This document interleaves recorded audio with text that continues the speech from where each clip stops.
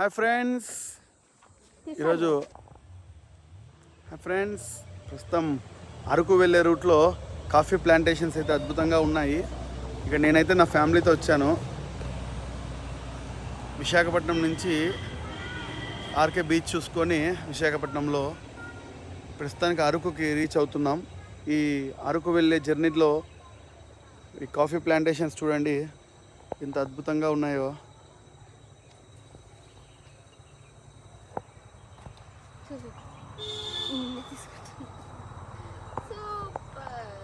అద్భుతంగా అయితే ఉన్నాయి.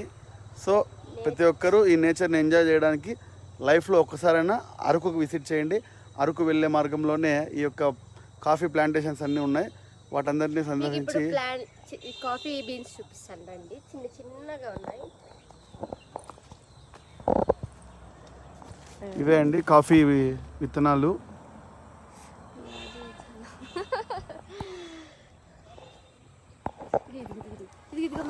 కుప్పలుకున్నాయి.